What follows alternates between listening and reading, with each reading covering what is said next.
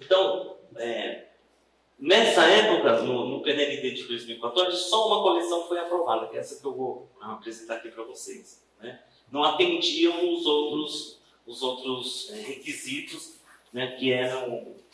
Não atendiam o requisito principal, que era de trazer o conteúdo do impresso para o livro digital. Bom, então, quando eu penso no livro didático digital, a primeira coisa, né, ele está numa cenografia digital. Ou seja, ao mesmo tempo, uma imagem na tela, um suporte de operações e é uma arquitetura, uma organização desse texto dentro dessa cenografia, né? Quando eu estou me referindo a essa cenografia, eu estou dizendo a todos os elementos constituintes deste livro. Então eu tenho uma cenografia iconotextual, então um conjunto de imagens. Eu vou ter a arquitetural, né, que são as redes das páginas que vão sendo acionadas. Então veja, quando a gente fala dessa arquitetural, né, dessa dimensão arquitetural, eu estou falando de uma coesão multimodal. Então, de uma imagem para outra, de uma página para outra, precisa haver uma ligação para formar um todo significativo, né?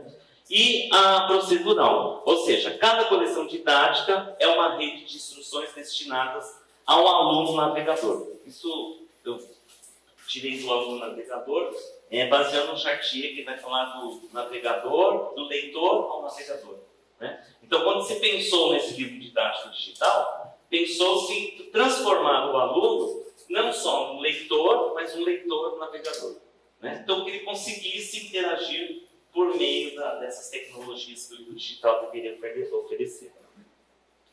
Bom, multimodalidade. Então, eu já tinha adiantado. Então, quando nós temos a multimodalidade, então é uma tendência, tanto no texto escrito impresso, quanto no digital, né? Porque, como eu disse, eu compartilho com a ideia de que todo o texto é multimodal, né? E o que vai implicar, então, uma discursividade, ou seja, um efeito de sentido, né? E também em relação aos gêneros no discurso. Em relação à discursividade, né, então o que eu tenho procurado investigar é isso, é a constituição do novo ethos. É um momento que eu vou falar com vocês. Então, quando a gente está falando do ethos, a gente está falando da imagem que se constrói com um enunciador no momento da enunciação, né? Quando nós pensamos nesse novo ethos, que não é o ethos retórico e nem o ethos discursivo, nós estamos falando, na verdade, das práticas colaborativas, né? Então, quando a gente pensa nesse novo ethos, ele consiste, então, em uma realidade de maior participação entre as pessoas, mais colaborativa, marcada por características mais distributivas, das quais do que as dos letramentos convencionais. Então, pensar nesse novo ethos é pensar sempre numa forma de colaboração, de construção de um conhecimento a partir dessa interatividade que vai acontecer entre os sujeitos, né? Então, é diferente do ethos retórico, né? E que é diferente do ethos discursivo.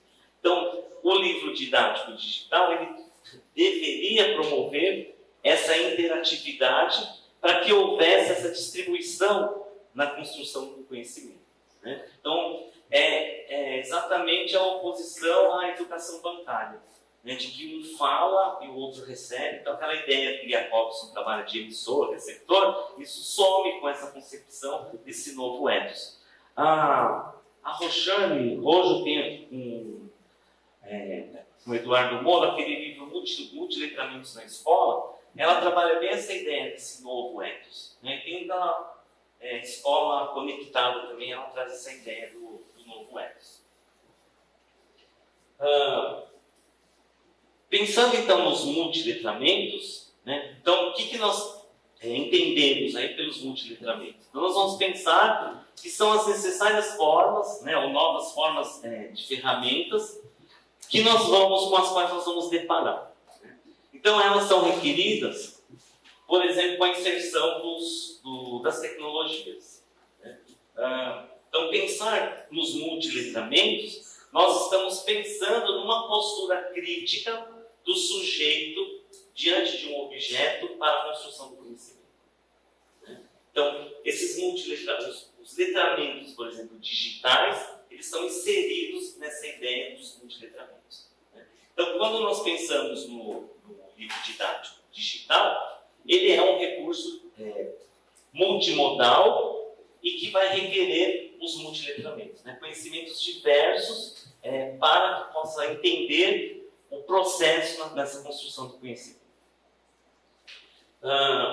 E aí eu acho que para a gente pensar, né, que os multiletramentos e a multimodalidade produzem diferentes efeitos de sentidos nos gêneros de discurso. Então, os gêneros de discurso que estão dentro do livro didático, né, em consequência da multimodalidade dos multiletramentos, eles vão produzindo efeitos de sentidos diversos. Né? Então, é diferente você pegar um livro, trabalhar o gênero, por exemplo, notícia com o aluno, a notícia no livro impresso, com a notícia no livro digital, porque teoricamente poderia, por exemplo, haver um hiperlink, né? Então você clicar e remeter a um outro texto, né? Então essa deveria ser uma característica do livro didático digital.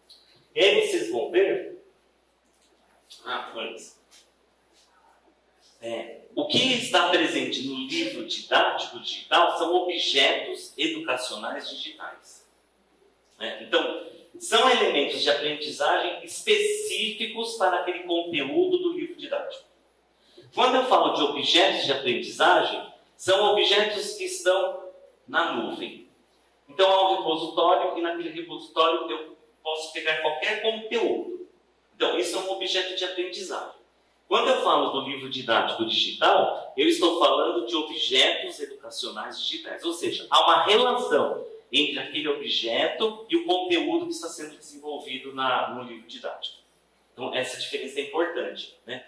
E por que eu digo que é importante? Porque nesse livro que eu vou mostrar aqui para vocês, nós temos só, de fato, objetos educacionais digitais. Mas o livro didático, por exemplo, da editora FTD, eles chamam de objetos educacionais digitais que, a meu ver, são objetos de aprendizagem. Então, vocês vejam, ainda não há clareza, né, por parte das editoras, principalmente, da diferença entre objetos de aprendizagem e objetos educacionais digitais. Então, essa é uma das propostas que eu vou fazer para análise, né? Estudar em que medida esses livros didáticos, diferentes livros didáticos que nós temos hoje no mercado, eles trabalham de fato com objetos educacionais digitais ou se são objetos de aprendizagem. Porque se forem objetos de aprendizagem, eles estão descaracterizando o livro didático digital. Então, me parece que ainda não há uma clareza desses dois conceitos quando se pensa no livro didático digital. Bom, esse é o corpus que eu vou apresentar para vocês hoje. Né? Esse foi a primeira coleção aprovada, a primeira e única coleção aprovada no PNLD do livro didático digital. Então, esse livro já existia antes do PNLD de 2014, né, que foi publicado no edital, começou a pensar em 2011. Então, ele existia só o texto impresso. E aí, em 2014, quando foi lançado o PNLD, esse foi o único livro aprovado, ou seja, que atendia ao edital do PNLD, né? Então, do Fundo Nacional de Desenvolvimento. Então, é um livro chamado Português, né, que é da editora Leia, então, para o ensino médio, dos 3 volumes. Então, eu trouxe alguns exemplos. Então, por exemplo, quando nós pegamos a apresentação do livro, os autores dizem assim: então, é finalidade do livro compreender as novas tecnologias e seus impactos nas mudanças da língua e da linguagem.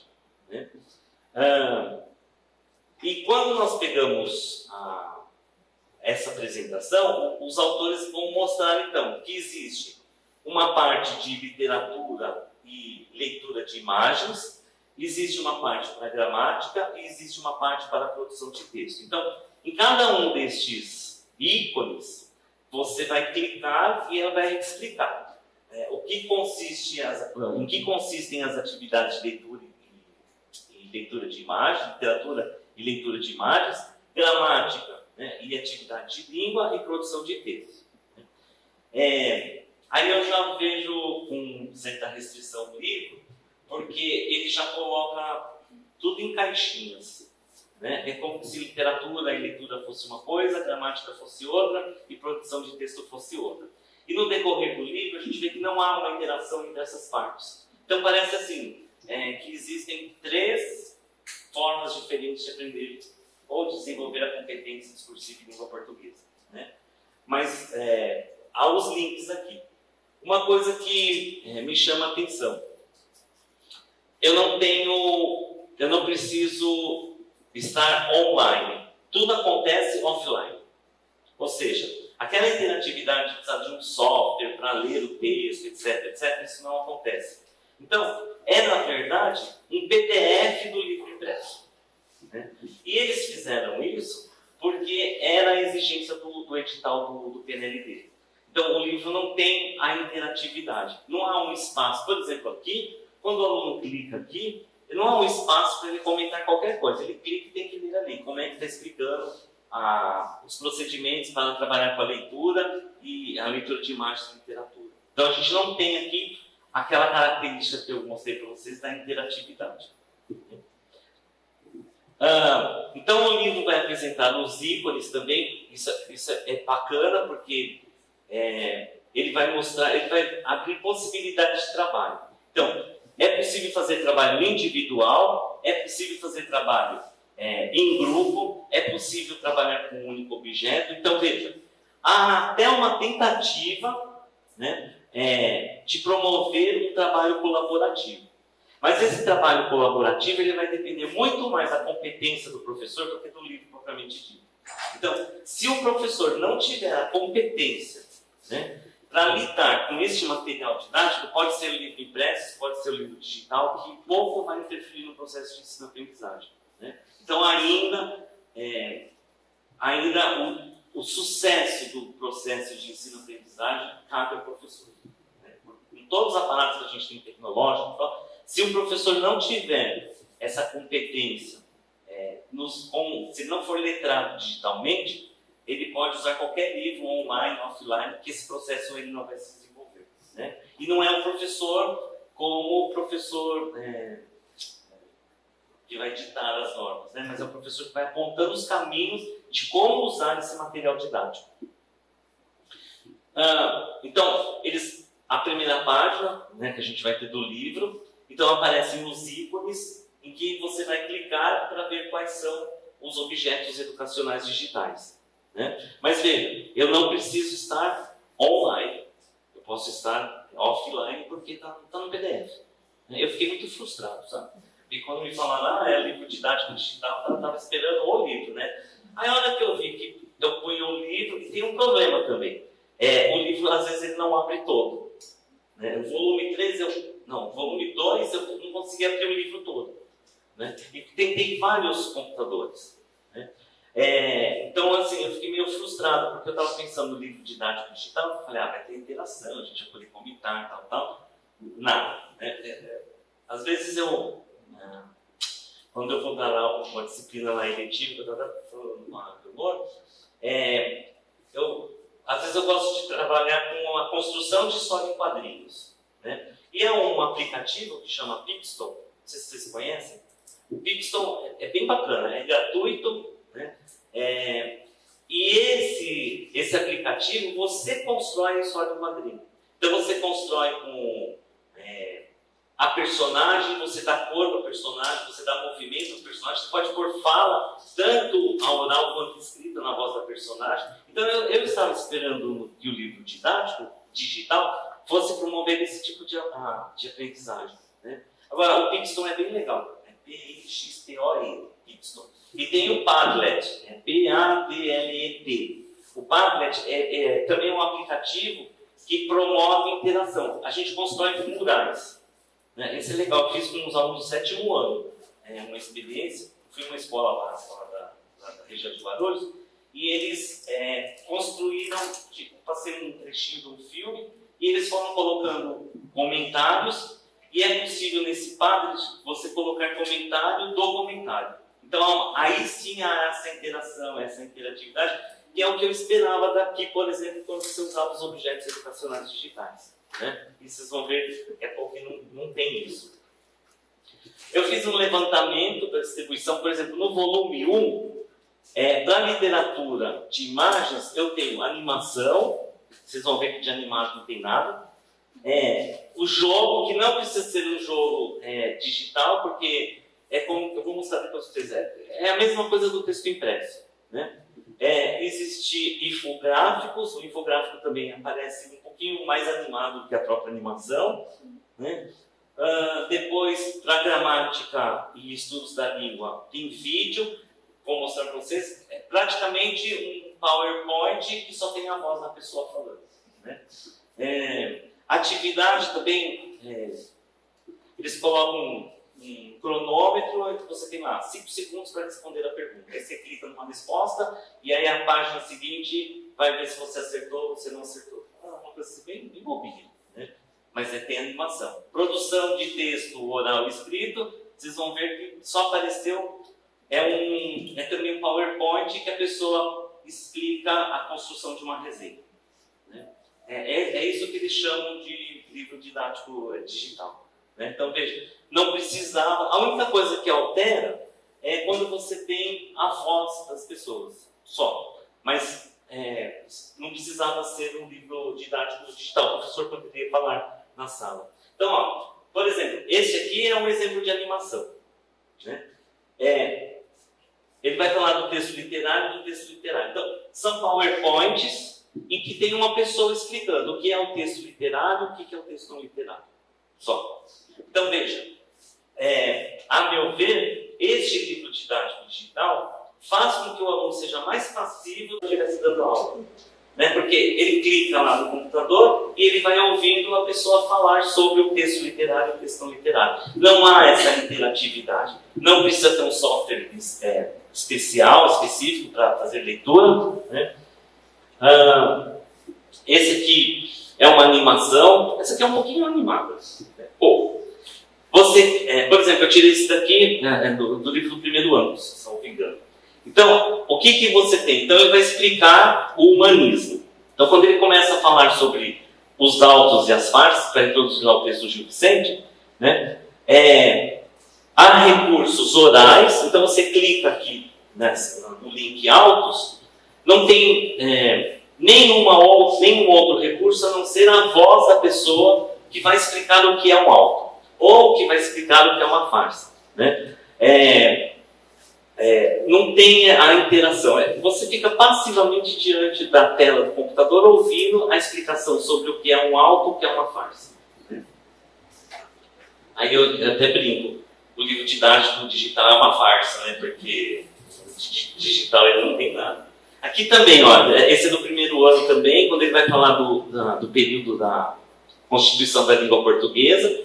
A única coisa que vai fazer aqui que à medida que há uma voz, então à medida que a voz vai falando, eles vão pintando ele vai pintando aqui o mapa. Mas assim, você vai ouvindo passivamente, não há a interação. Né? Por exemplo, poderiam colocar para o aluno clicar. Então, quando clicasse, por exemplo, na região onde surge a língua portuguesa, viesse alguma coisa para o aluno fazer alguma pesquisa, ou viesse um hiperlink, não tem nada disso. Né? Esse daqui é outro infográfico também. Esse infográfico, o que ele faz? A mesma coisa que está escrita aqui é o que vai aparecer na voz, você vai ouvir na voz do narrador do texto. Né? Então veja, as informações elas vão ser transmitidas oralmente. Então não tem nada que vai inovar. Esse aqui é um pouquinho, é um livro do terceiro ano, então esse aqui ele vai tendo links. Esse é um pouquinho legal. Porque você vai, à medida que você vai clicando, vão aparecendo figuras dos autores, vão aparecendo obras dos autores, né?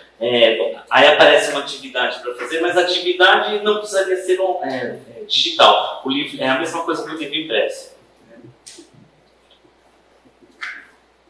Aqui também, outro infográfico que vai clicando nas janelinhas e vai trazendo então algumas das ideias do movimento do modernismo. Essa é da resenha que eu falei para vocês. Então, ele vai, na verdade, apresentar um filminho. Mas é um filminho que o aluno vai ouvir o que é uma resenha, como faz a resenha, não tem nada de... Aí vocês poderiam perguntar, mas então, se não tem nada digital, por que você trouxe para falar digital? É exatamente para isso, a gente pensar por que não é digital, né? As consequências que a gente tem. E, para falar a verdade, foi só essa coleção que eu consegui analisar até hoje. Né? E eu comecei com essa exatamente por causa do PNLD. Então, eu vi que medida esse PNLD engessou o livro didático. Né? Que, na verdade, não era digital. Esse é aquele cronômetro que eu falei para vocês. Então aparece a questão com as alternativas, você tem lá 5 segundos. Se você acertou, aí vai aparecer uma questão, aí vai aparecer qual é a resposta, quanto que você acertou, aí no final aqui, ó, aparece aqui o tempo. Então tem 50 segundos para responder. É a única diferença que tem de outras atividades, né? A questão do tempo. Mas se a gente fala na aula, né, ó, tem mais 5 minutos para falar. Tá bom, Leonardo? Ó, também essa de figuras de linguagem, né? Aí eu falei, nossa, acho que essa vai ser bacana. Aí olha que eu fiquei frustrado. Porque aparece aqui, olha lá, se não é amor, qual é este sentimento? Aí você clica ali e aparece as 3 figuras que você vai alternar, e você coloca se é um hipérbato, se é uma anáfora, um oxímono, e aí depois vem a resposta. Aí vem a resposta assim, ó, desse jeito. Eles vão colocando as respostas com a explicação do que é. Então, esse também, ó, essa que eles chamam de atividade de linguagem. É uma espécie de uma cruzadinha. Mas, dessa forma, no digital, na tela, ou no livro impresso, é a mesma coisa. Né? Não tem assim... E essa aqui foi o que me deixou mais chocado, porque é igualzinho o que está no livro impresso. Eles não alteram absolutamente nada. Né? Então, eles vão colocar exatamente o que está. Então, por exemplo, ó, aqui eles dão um link que poderiam ter colocado nas atividades. Né? Então, não alterem nada. Aí, o que eu trouxe pensando? Né? Então, o livro didático digital, ele apresenta inovações importantes. O livro didático digital, como é proposto, né? Mas não essa coleção. Por quê? Porque ele vai colocar em evidência a interface entre novas tecnologias, multimodalidade de ensino e discurso. Né? Se fosse um livro didático digital, tal como a gente viu. O problema é que o livro está offline, então não há conectividade com o externo, então não há possibilidade do professor pedir, olha, você vai clicar em tal link, lá você vai construir uma pesquisa sobre isso. Não tem. Né? Apesar da coleção apresentar aspectos multimodais, mas isso tem tanto no impresso quanto no que eles chamam do digital. Abrir possibilidades para o letramento digital, colocando o aluno a exercitar práticas sociais por meio das tecnologias digitais. No livro ainda não há uma forma de ação. Então não há interatividade, né, que é uma palavra-chave quando a gente pensa no didático digital. E apesar dele apresentar timidamente os recursos da tecnologia, né, esse livro didático, essa coleção especificamente, ela vai abrindo espaço para um novo fazer pedagógico. Eu acho que é esse, talvez, o trabalho que os pesquisadores precisam realizar. É apontar em que medida esses livros didáticos não atendem à concepção de livro didático e trazer para a reflexão. Né? E talvez isso possa, sem ser poliana, né? Apesar de que a gente vive um período muito complicado, mas apontar isso para os especialistas das áreas, né? E levar isso até o MEC. Né? Mostrar que esse livro que está dotado, ele não traz nenhuma modificação. Né? Agora, essa coleção especificamente é mais um texto digitalizado do que um texto digital. Né? Então, eu penso que a pesquisa com o livro didático digital, ela tem um caráter acadêmico, né? A gente vai construir o conhecimento, a gente vai fazer reflexão, mas eu acho que ela tem uma função maior, que é uma função social. Né? E principalmente na questão da formação do professor. Né? O professor não ir iludido na sala achando que isso é um livro didático digital, né? Que na verdade não é um livro digitalizado. Tem algumas referências aqui, depois, se Leonor quiser, posso passar essas referências, né? São essas as colocações que eu tinha para fazer sobre o livro digital, que esse livro especificamente, essa coleção, é um livro mais digitalizado do que digital propriamente dito, né? Vamos abrir para perguntas, Leonor?